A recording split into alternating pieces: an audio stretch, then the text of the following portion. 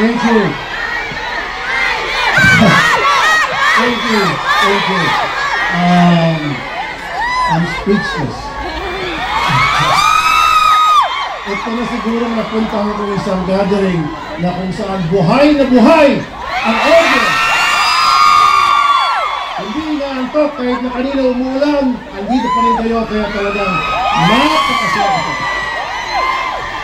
Sana lahat ng mga gatherings na pinupuntahan ko, ng grupo ko, ganito sana kasaya para, ay, ganito pa sa dulo, para happy tayo lahat. Ayun. Sinasabi po natin tinatawag na saludo para sa OFW. Bago ang lahat, pupungay po muna ako sa inyo. Alam niyo po, just imagine kung wala ang mga remittance ng ating mga OFW, ano na mangyayari sa ekonomiya ng Pilipinas? Alam niyo ba, noong 2022, 36 billion US dollars ang inyong dinila sa Pilipinas.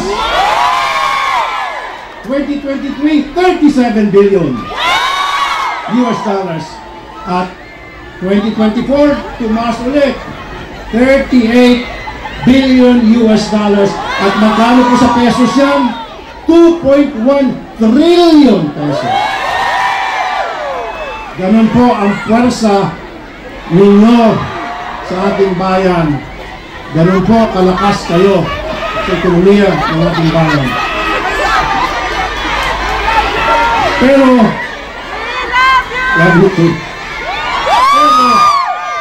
hindi naman po siguro masama kung tayo'y mangarap. Ano po? Sabi nga nila, libre mangarap. Sana palang araw hindi na natin kailangan pa mag-ibang bansa dahil may sapat na trabaho na sa Pilipinas. Kasi po, kaya nga tinatawag kayo mga bayani. Alam niyo na po siguro, pero ulitin ko. Kaya po kayo tinatawag ng mga bagong bayani sapagkat kayo po ay nagsasakripisyo. Napapawalay sa inyong pamilya, napapahiwalay, lungkot, at kung ano pa kapag kayo po ay napunta sa ibang bansa.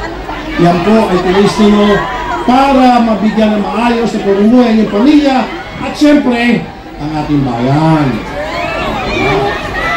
So, thank you po. Sa araw na ito, ulit-ulit po ako magpapasalamat sa inyo.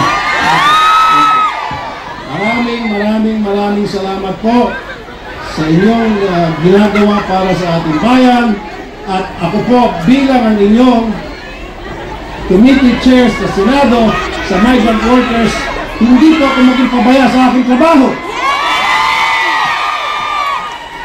Sabihin niyo lang po kung ano kailangan niyo sa ating gobyerno, ano kailangan niyo sa Senado, andito po ako palagi para sa inyo. And lastly, nakakataba po ng puso itong ginagawa niyo sa amin dito. Ang napakainit ng inyong pagtanggap. Ako po, muli, akong babang magpapasalamat sa inyong lahat. Mabuhay mga OFW!